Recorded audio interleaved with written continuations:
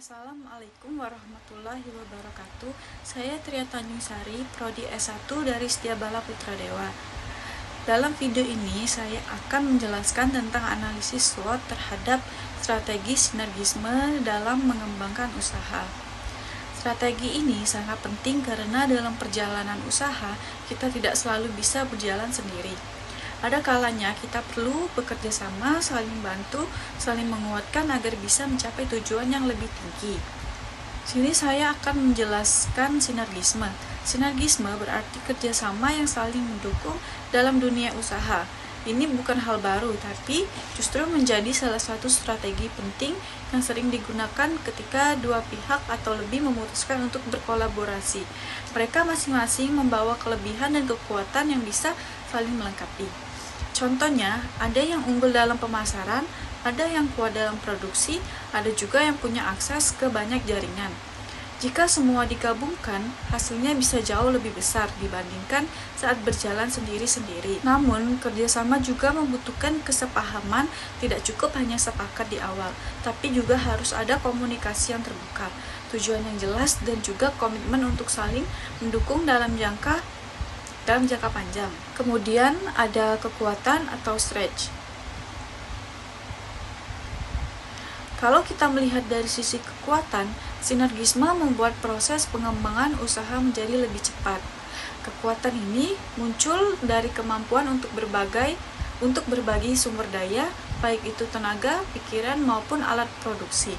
Selain itu, ketika dua pihak bersatu, mereka bisa saling melengkapi dalam hal pengalaman, ide, dan jaringan. Artinya, usaha bisa punya fondasi yang lebih kuat, lebih luas, dan lebih fleksibel dalam menghadapi tantangan. Kemudian ada kelemahan atau weakness. Tetapi tentu saja sinergisme juga memiliki kelemahan. Salah satu hal yang sering terjadi adalah perbedaan pandangan. Kadang-kadang pihak yang bekerja sama memiliki gaya kepemimpinan atau budaya kerja yang berbeda. Jika tidak dikomunikasikan sejak awal, hal ini bisa menyebabkan konflik. Selain itu, pembagian tanggung jawab dan keuntungan juga harus disepakati dengan adil. Tanpa aturan yang jelas, kerjasama bisa menimbulkan rasa tidak puas atau salah paham. Kemudian ada peluang atau opportunities. Dari sisi peluang, sinergisme membuka banyak jalan baru. Usaha bisa menjangkau pasar yang lebih luas karena masing-masing pihak memiliki jaringan yang berbeda. Kolaborasi juga bisa membuat usaha menjadi lebih inovatif karena ide-ide yang datang dari dua kepala atau lebih pasti beragam. Bahkan di tengah persaingan yang ketat, kerjasama justru bisa menciptakan keunggulan dibandingkan usaha yang berdiri sendiri. Di era digital dan keterbukaan informasi seperti sekarang, kolaborasi bisa menjadi kekuatan besar untuk menembus pasar yang lebih luas. Kemudian yang terakhir yaitu ada ancaman atau threat. Namun kita juga bisa menutup mata terhadap berbagai ancaman yang mungkin terjadi. Salah satunya adalah ketika salah satu pihak tidak menjalankan komitmennya dengan baik.